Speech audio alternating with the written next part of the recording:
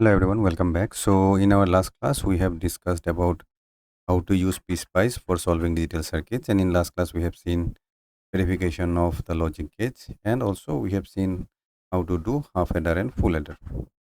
So today we are going to move into a deep understanding of how we have to use the digital clock for solving any of the truth tables or for verifying any of the truth tables. So in order to do that, first what we have to do, let us consider we are doing analysis on the AND gate, and then we are just going to see how we can generate the clock signals or we can generate the inputs. So first things first. So as we can see here, we have given here the value of the clock as 10 millisecond on time and 10 millisecond off time. So this is for one input, and for the second input we have provided here suppose 20 millisecond on time and 20 milliseconds suppose off time. Okay, now if we run this, then we'll get the output, and here as you can see we are providing a transient response of 100, so we can see the signal up to 100 milliseconds. So as you can see here, it is showing up to 100 millisecond, and then as you can see here at the interval of 10 we are getting one signal. So this is for the channel 1, and the upper one is for the channel 2 where we have put 20 millisecond, right? Now if you see properly, the signal starts at the off time. So as we are putting off time as 20 milliseconds, so it is showing first the off time, then next is the on time. Similarly here also the off time starts first. So now as we can see here in this two clock signals, so using these two clock signals we can verify the truth tables. That means whenever we require, if we require 00 or 01 or 10 or 11, right? So now if we require this, we can verify it from here. As you can see here, initially this is 00. So let us consider we are not going to take the first input, so let us start from here. If we see here, we have the value as 01, then next this is 11, next this is 00, and this is 10. So as you can see, we have all the four possibilities. That means 0001, 1011, right? So if you want to get this, so we have to simply use the clock in this manner. That means let us consider 10 millisecond on and off time, and next one is 20 millisecond on and off time, right? Now next, suppose if you want to start the signal a little later, then we can put a delay. So for example, here we are starting from 10 millisecond on time and off time. So the same thing we can do it after suppose 30 millisecond I am putting here as a delay. Now let's see how it changes. Okay. So now as you can see here, the signal is starting after 30 millisecond, right? So after 30 millisecond means this is 10, 20, 30. So after 30 millisecond, this is continuing at a rate of 10 millisecond, right? If you want to get the position of the signal from a particular point, then we can do it using the delay. Or if you want to put the signal from the starting, then we have to just avoid the delay and continue the rest. So we can use this two clock signals for verifying any of the truth tables, right? Wherever we require 0001, 1011, as we have discussed. So I hope you have understood this. So now let us move into the multiplexer and demultiplexer circuit where we will be using these logics to do the proof. Okay. So now as you can see here in this diagram, this represents the circuit diagram or the logical diagram for the multiplexer circuit.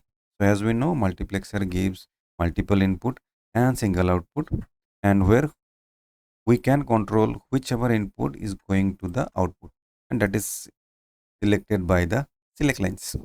Okay, so we can choose the input or the particular input which we are going to send to the output by the select lines. So depending on the input of the select lines, we'll choose the input accordingly. For example, suppose if this is the 0th input, then this is 1 2 3. Then what we have to do, we have to provide a 0 0, then I0 will be selected. If we provide 0 1, I1 will be selected. Then similarly 1 0, I2, and 1 1, I3 will be selected, right? So now in order to verify the truth table, as we have discussed in our previous example, so what we have to do here, we have to provide here 10 millisecond and 10 millisecond and 20 millisecond and 20 millisecond on time and off time. First one represents 20 milliseconds, second one represents 10 milliseconds waveform. So which will be similar to whatever we have discussed in the previous example. Now next, what we have to do is, so during this period, we have to keep the input of the multiplexer. That means all the 4 inputs of the multiplexer, we have to arrange them in such a way that whenever we are selecting 0 0, then we should understand that this input is going to the output and it will continue to the next inputs, right? So now if we want to do that, as we remember, the 0 0 position comes a little later, and if we see, it actually comes after the remaining 3 conditions. So what we can do, we can put here a larger delay and then start the circuit. Here, that is why we are providing a off time of 40 milliseconds. So it will start after 40 milliseconds, then on time is 10 milliseconds. Then now we have to come a little or one step ahead. So that means instead of 40, now we are providing 10 millisecond on time, and off time is 80 millisecond with a delay of 10 millisecond. So what this will do, this will start a signal after 10 millisecond, and that 10 millisecond on signal, and later it will become 80 millisecond off time. As we have discussed, if you want to draw the logic for the first one, we have made a signal like this, which will be on after 40 millisecond. Then next, we have started a signal like this, which is on for 10 millisecond, then off. Then next, we have to put another signal, which will be starting after this position. That means something like this, and then off. Then later on, this would be like this, and after this, we are having the input signal, this one, right? Now in order to get this, what we have to do, we have to put here, as we have discussed, this is your normal on time 10 millisecond, off time 40 milliseconds. So it will start after 40 milliseconds. Then next is with a delay of 10 millisecond. We are starting with 10 millisecond and off time is 80 milliseconds. So that means a single pulse. Then again, that 10 delay will be given as 20 millisecond, and remaining is same 10 millisecond and 80 millisecond. That means another pulse starting at 20 milliseconds. And next, similarly, we will make it 30 milliseconds, and the remaining is same. Okay.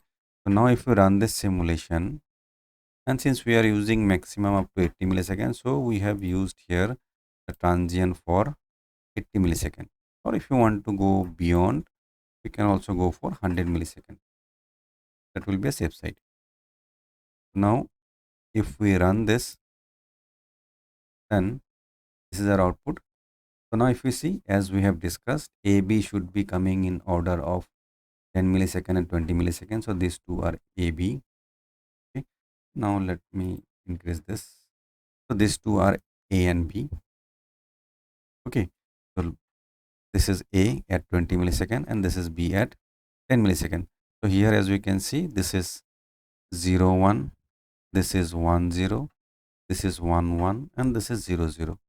So now let's see what are the corresponding outputs depending on this select line inputs. So as you can see here, this is 0 and 1. So for 0 and 1, it should be I1. So for 0 and 1, I1 is this and I1 is high. So this will go to the output, and output is given by Y. So Y is high during this period. Okay. So this is satisfied. So during 0 and 1, I1 should be selected, I1 is getting selected. And if you see, the remaining are 0 during this time. So if except your I1, if anyone else is selected, then this should have been 0. Since we are selecting I1, then output is also 1, since I1 is having a high signal. Now coming to the next, if we see, now here we have 1 and 0. This is 1, this is 0, which represents I2. So here I2 is high, okay, and remaining signal, if we see, they are low. So that means the output should be high. So here if you see, this is for the first one. Here also the output is high. Then next signal, if we come here, if we see this, this is 1 1. So for 1 1, we should select I3. So for I3, if we see, I3 is high here and remaining signals are low. And across the output also we are getting high. That means I3 is selected. Okay. Now coming to the last, we are having here both the inputs for the select lines as 0 0. And during this period, as we know, I0 should be selected. And I0, as we see, we are having here a high signal and the output is also high. So these four are the corresponding outputs: 1, 2, 3, and 4. And all are high because during each condition, we are selecting. First, we have selected I1, that is 0 1. Then next is 1 0. Then next is 1 1. And finally, we have selected 0 0. So that means the multiplexer is verified, right? So I hope you have understood how to verify the multiplexer and how we select the digital clock. Okay. So now similarly, if we go for demultiplexer, in demultiplexer, if we see here, we have one input and multiple outputs, and whichever output will be selected, that is dependent on the select lines. So here we have two select lines, first select line, second select line, and this is the input. Okay. So now in order to put the select lines, we have to consider the same logic, that means at 10 and 20. So this is at 20 millisecond delay and this is at 10 millisecond delay. Sorry, this is at on time of 10 millisecond and previous one was at a on time and off time of 20 millisecond. Now if we see for E, we should put it in such a way that we should understand whether it is going to the corresponding output or not. So in order to do that, what we have done here, we have selected a continuous signal of 5 milliseconds. So this will provide a clock pulse with an interval of 5 milliseconds on time and off time. Now let's see whatever is going to the output or whatever is the timing diagram. Now if we see, we have here A and B, these are A and B, and as per our previous logic, it is working here properly. Now next, this is your signal enable or the input signal that we will be providing or sending to the outputs. Okay? And these are the corresponding outputs. This is Y0, this is Y1, and Y2, and Y3. Now if we see for Y0, then we have this signal. This is your 0 0, right? So for 0 0, we see the input is high, so the output will also be high. That is why this is high. Okay? Now next, if we see, this is 0 0 done. Next is 0 1. So for 0 1, if we see, the signal is low and this is representing Y1. So Y1 is low here. Okay. Next, if we see, this is okay. So if we see, next is also same signal and here the input is high. So that is why again Y1 will be selected and it remains high. Okay. This is the transition that we observe for 0 and 1. Now let us see next one. So next we can see here, this is 1, this is 0. So now for 1 0, we should have the output across Y2. So that is why this is low, and similarly it will continue here. So here the signal changes to high. So that is why it is high. Now if we see the last one, then here we have both are 1 1. So 1 1 means it should be Y3 whatever be the change in the input, that is appearing across the output, right? So your demultiplexer is also verified. Okay, so I hope you have understood this, how to use this clock signal for the verification of any logic circuits. And today we have seen how to do it for multiplexer and demultiplexer, and during the starting period we have seen how we can verify the truth tables using a simple logic on the clock signal. Okay, I hope you have understood this, and this is beneficial for you. So do like, share and subscribe to our channel so that you don't miss any future videos, and do forward the videos to your friends who are also in need of these logics or how to work on PSPICE or digital circuits. Thank you. Keep learning.